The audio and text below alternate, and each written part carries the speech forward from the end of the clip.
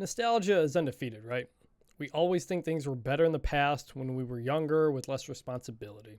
So when it was announced that EA Sports would bring back a college football video game, it was easy to think back to our fun, youthful memories and look past our current life situations, the ups and downs of modern video games. But I bring good news. 11 years since our last college football video game, EA Sports College Football 25 has fully brought back the feel of the old days with a modern update.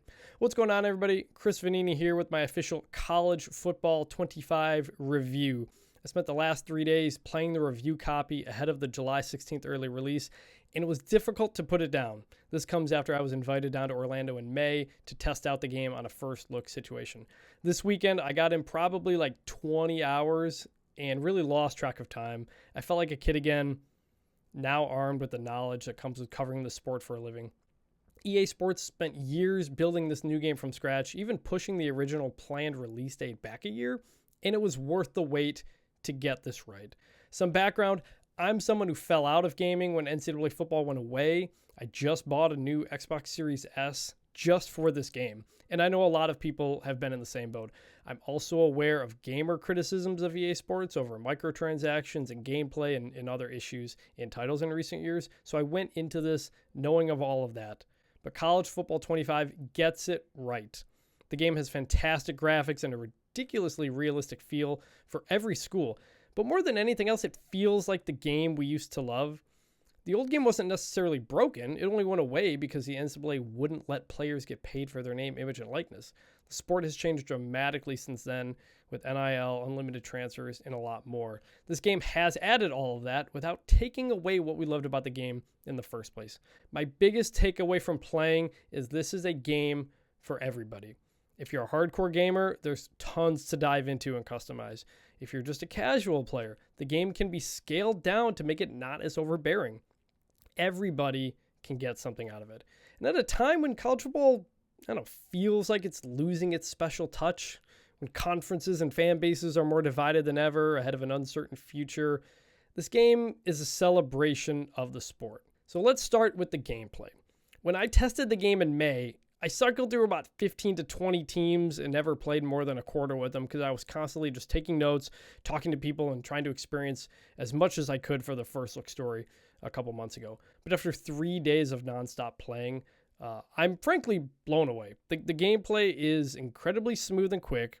It's obviously light years better than the old NCAA football games, but also feels different than even like Madden 24.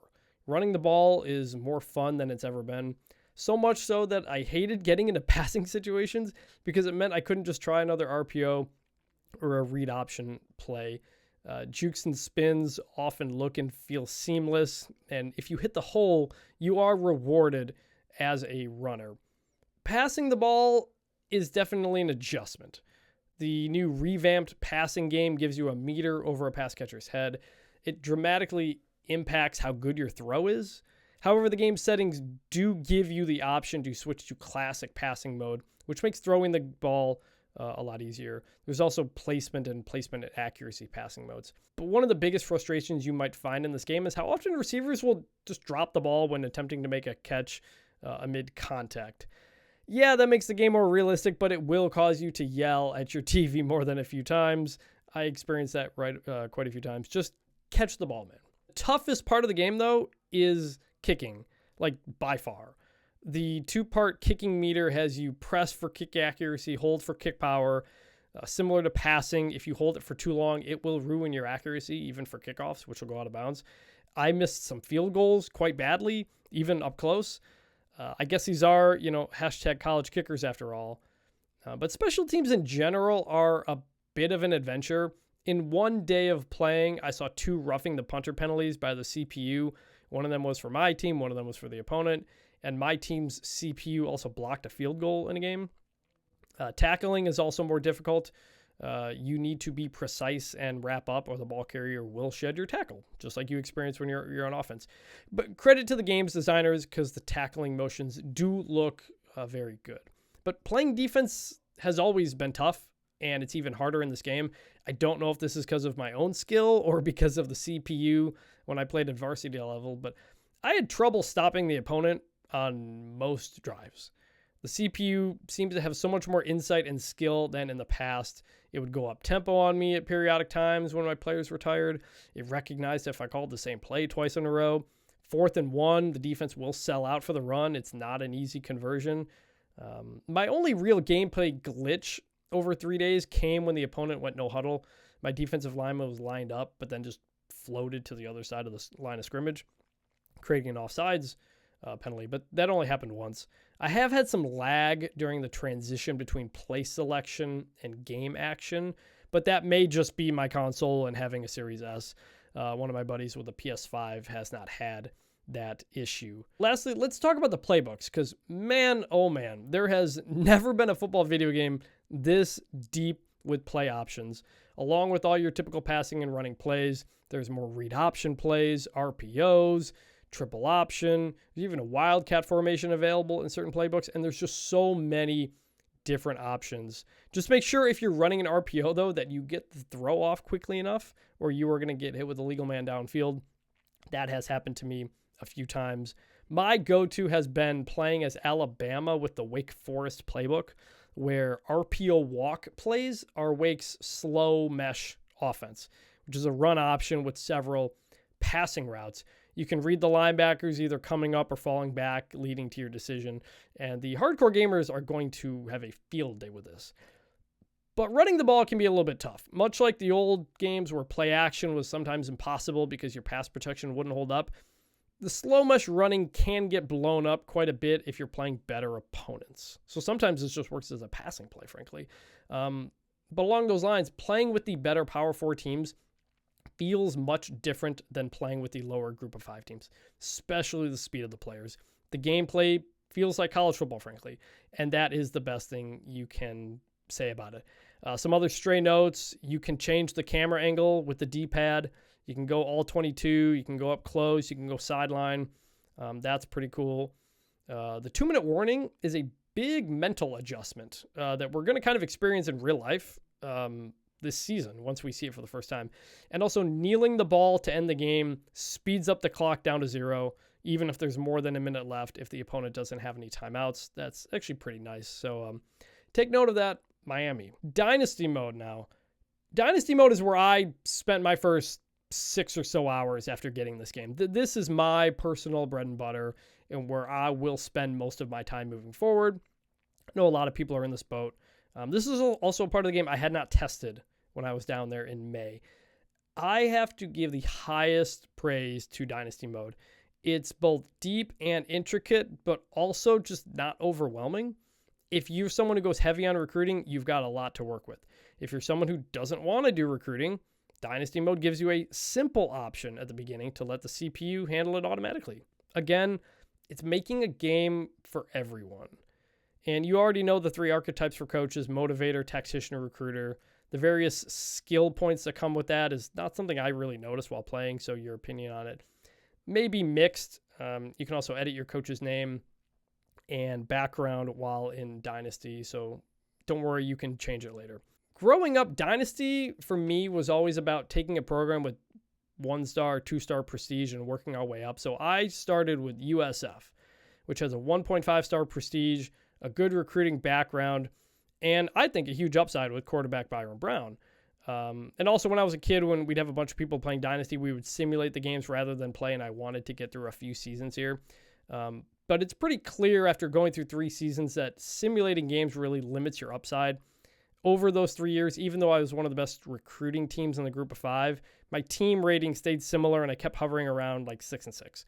So keep that in mind. If you decide to simulate a game, you can play offense, you can play defense only, you can take over for just play the moments, in which you take over for big 3rd downs or 4th downs before it goes back to simulating, which was interesting. So back to that recruiting. While I recruited well with USF, it was relative.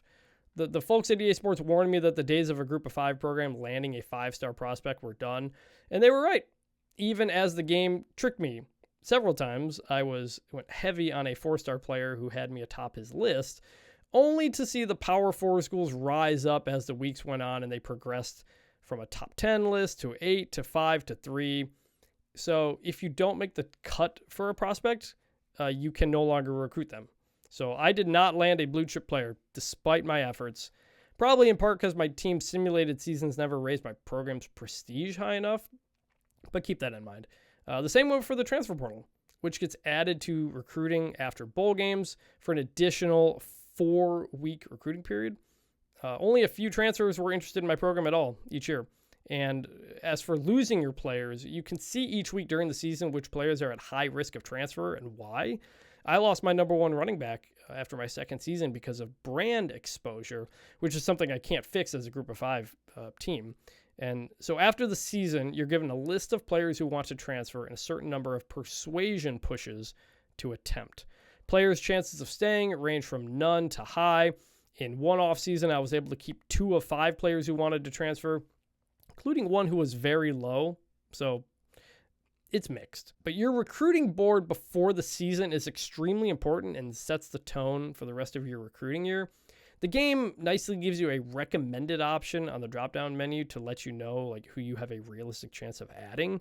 And when you're committing hours to prospects, search, social media, and DM recruit are the fewest hour options to learn which factor is most to a recruit. You don't actually get to see old tweets.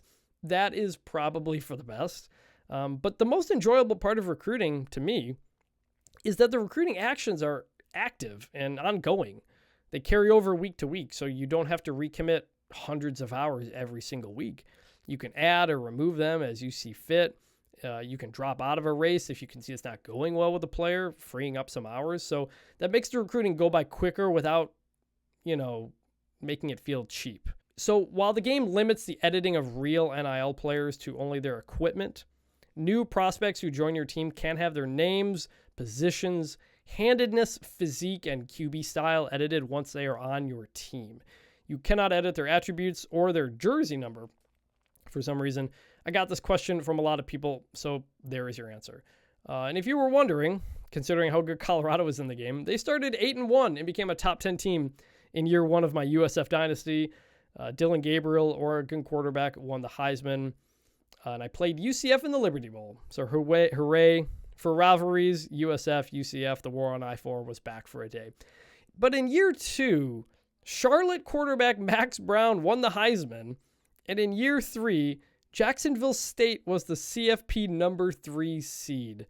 Now that is the old game I know and love when you get really, really weird results. You can also fire your assistant coaches in this game for the first time. That has to be done before bowl games. You can then hire replacements in the ensuing weeks to find someone who fits what you want to do. So while I was the USF coach, I was offered actually the Michigan State offensive and defensive coordinator jobs in consecutive off seasons. That's because when you create a coach, you pick your alma mater, and mine is Michigan State. So the game recognizes you might want to go there. It also makes your hometown state a recruiting pipeline no matter where you are. So keep that in mind. A note on custom conferences. Conferences will require between 4 and 20 teams. So while the Pac-2 exists with just Oregon State and Washington State, if you add anybody else to the league, you cannot get it back down to 2. That gets locked in. So just keep that in mind. Custom conferences can also be changed after every offseason. I don't know if you can just get invited to another league like the old days, but my USF team was never good enough to get an invite. Anyway, some last notes on Dynasty. Multiplayer Dynasty is still only available for online. This bothered me in the later NCAA football years, taking away the ability to bring your friends over and play Dynasty like I used to do a lot when I was a kid. So that's bugged me. Also, the game does not play fight songs on the menus, just a drum line. And when you get a few hours into Dynasty or Road to Glory, the drum line can get very annoying. I actually muted the game at one point because it was just annoying me so much. It's probably my biggest criticism of the game. It'd be nice if you could flip on fight songs or something different because the drum line over and over and over, it's a lot. Road to Glory is both a scaled down version, but also like a bigger version than before, and I really like the final product of this game mode. Gone is the high school stage where you play a season and determine your prospect skill level. Instead, you just pick your skill level from a 2-star to a 5-star. Personally, I liked this because it just lets you get to the fun stuff right away, and it makes Road to Glory more accessible for more people who don't want to go through a high school season. EA Sports told me that they just didn't have enough room to fit in the high school stage, and it just kind of got left on the cutting room floor. I don't mind if it stays there, though I know a lot of you want that back. I liked it. I made myself a 5-star quarterback from Michigan who wanted playing time and to be prepared for the NFL. The top option presented to me was Iowa. Yes, really. Each week you'll go through a practice drill, you'll use skill points on your agenda, and then player sim the game. There are 5 agenda items each week, and you have to choose where to put your time. You have academics, team building, recovery, training, and socializing. Throughout the season, you'll get a bunch of texts from media, coaches, teammates, classmates, academic advisors, businesses, and your responses, some of which carry a risk, impact your skill points and create essentially what is a choose your own adventure. So midway through this season at Iowa, I decided I want to have some fun. So I accepted a party invitation from a teammate, only for my coach to find a picture of me partying, which docked my coach trust points. A local reporter asked about our losing streak, and I blamed the team. That cost me leadership points. A teammate found answers to a test, and I agreed to use them, which boosted my GPA. But then the professor found out a week later that we had cheated, and my GPA took a big hit. I accepted every NIL deal that was offered to me. That increases your socialization score, but also limits the amount of points you have for other areas. Perhaps a small glitch here. The game said I hadn't completed practice during conference championship week, but practice wasn't available because we weren't playing in the game. Not sure what that was. And in the option drill, a zone read handoff was a touchdown every single time, as the linebacker was always overcommitted. I ultimately earned second team All Big Ten honors on a 7-6 team. And after a good season of partying in Iowa City, I transferred to Michigan State. Just like in real life, you can transfer after every season. Overall, I think Road to Glory is a fun game mode that won't take up too much of your time. And also the Road to Glory player you make will be exportable to Madden's Superstar mode, so keep that in mind.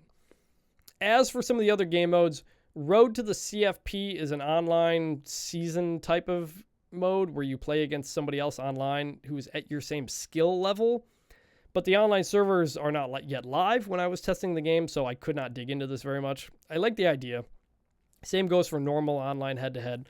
I was not able to test that out. Ultimate Team, I've never been a big Ultimate Team person, so my review here is kind of limited. I played around with it for a bit, and there appears to be a lot of options with real players in the game and stuff like that. It helps you kind of figure out who real players are who may not be stars. I can see how people have fun with this, and I've talked to people who like Ultimate Team in other games. It's just not my cup of tea, frankly. This is also where you will find microtransactions, but you don't have to use money to buy points in Ultimate Team. You can win points, so keep that in mind. As for Team Builder, we know pretty much nothing about it at this point. The people at EA Sports have been very tight-lipped about it. The Team Builder website was not live at the time that I'm recording this.